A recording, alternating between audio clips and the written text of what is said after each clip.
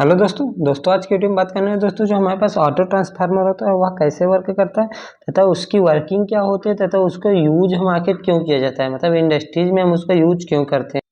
सारी डिटेल्स आज की वीडियो में हम देखेंगे दोस्तों कि उसका यूज आखिर क्यों किया जाता है तथा इसका वर्किंग क्या होता है। चलिए वीडियो शुरू करते हैं। वीडियो शुरू करने पहले आप यदि चैनल पर नए हैं तो चैनल को सब्सक्राइब कर लीजिए जिससे आने वाली सभी वीडियो आपको मिल सके। दोस्तों अगर बात करें दोस्तों जो ऑटो ट्रांसफार्मर होता है दोस्तों, ऑटो ट्रांसफार्मर को एज ए ट्रांसफार्मर की तरह ही यूज किया जाता है।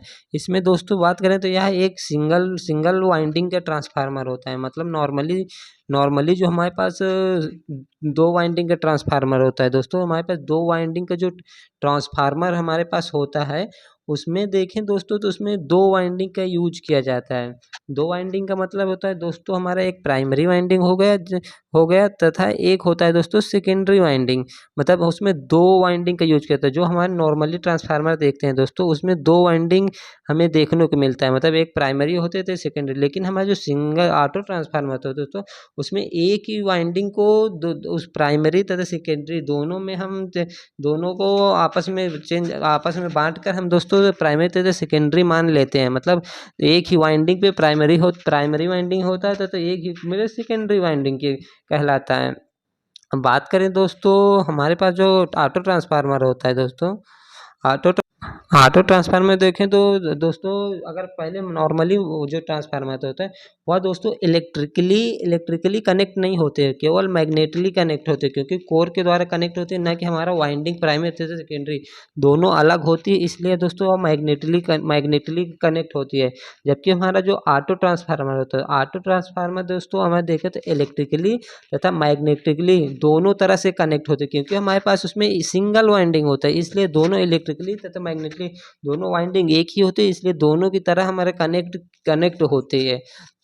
अब बात करें दोस्तों हम इसका जो मेन होता है कि हम इसका यूज क्यों करते हैं तथा इसका यूज करने का रीज़न क्या है। इसमें मेन रीज़न होता है दोस्तों वोल्टेज रेगुलेशन के लिए हम मेनली इसका यूज किया जाता है। मतलब दोस्तों हमारे पास जहाँ पे हमें वोल्टेज के रेगुलेशन की ज़रूरत होती है, मतलब मान लीजिए हमारे पास एक वोल्टेज है, जैसे मान लीजिए हमारे पास 440 वोल्ट है, 440 वोल्ट होता है मगर हमें रिक्वायरमेंट है 400 वोल्ट की। इसलिए वहाँ पे हम ऑटो ट्रांसफार्मर को लगा कर दोस्तों हम वोल्टेज को रेगुलेट कर सकते हैं, मतलब वोल्टेज को अपने हिसाब से पा सकते हैं। इसलिए दोस्तों ऑटो ट्रांसफार्मर का मेनली यूज यहाँ पे किया जाता है। सेकेंड यूज बात करें दोस्तों, सेकेंड यूज हमारा जो ऑटो ट्रांसफार्मर का यूज होता है दोस्तों वह दोस्तों इंडक्शन मोटर तथा सिंक्रोनस, मतलब मोटर में हम ऑटो ट्रांसफार्मर को एज ए स्टार्टर की तरह यूज करते हैं। मतलब जैसे जानते हैं स्टार्टर का काम होता है करंट को लिमिट करना। इसलिए जो दोस्तों हम ऑटो ट्रांसफार्मर स्टार्टर का यूज करके दोस्तों वोल्टेज के 40 या 60% वोल्टेज को देते हैं, जिससे हमारा करंट को मिनिमाइज कर सकते हैं। इसलिए दोस्तों ऑटो ट्रांसफार्मर स्टार्टर का यूज करते हैं। जैसे dual starter, star delta starter का यूज करके हम करंट को मिनिमाइज करते हैं, वैसे ही हमें ऑटो ट्रांसफार्मर स्टार्टर का यूज करके दोस्तों वोल्टेज को कम करते हैं, जिससे हमारा करंट को कंट्रोल किया जाता है दोस्तों।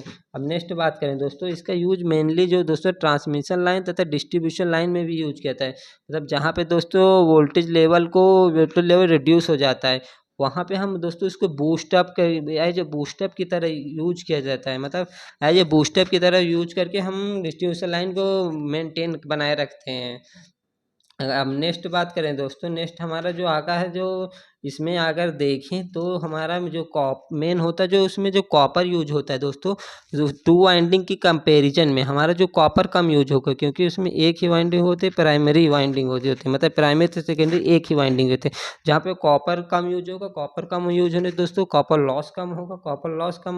कम होने से दोस्तों कॉपर लॉस कम होने से इसका मेन इफेक्ट हमारा जो कॉस्ट पर आएगा। मतलब जो हमारा जो कॉस्ट होता है, कॉस्ट को ज़्यादा ध्यान दिया जाता है, वहाँ पर हम कॉस्ट भी कम से कम आएगा। इसका जो मेन इम्पॉर्टेंट रोल यहीं पे आ जाता है दोस्तों कि कॉस्ट भी कम आता है।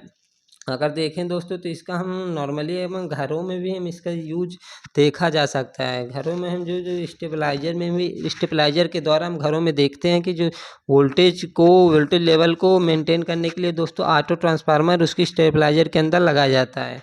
इस तरह देख सकते हैं दोस्तों, जो हमारे पास ऑटो ट्रांसफार्मर है उसका वर्किंग क्या होता है। अगर आपसे कोई भी पूछे तो आप बता सकते हैं दोस्तों कि यह सिंगल वाइंडिंग का ट्रांसफार्मर होता है दोस्तों। इसमें तो कॉपर का यूज कम होता है, जिससे कॉस्ट कम होता है, तथा इसमें मेनली यूज होता है वो दोस्तों वोल्टेज रेगुलेशन के लिए। मतलब इसका मेनली यूज होता है दोस्तों वोल्टेज रेगुलेशन के लिए। अगर वीडियो आपको पसंद आए दोस्तों ऑटो ट्रांसफार्मर के बारे में, तो चैनल को सब्सक्राइब कर लीजिए। मिलते हैं ऐसे ही नेक्स्ट इंटरेस्टेड वीडियो में। Thank you.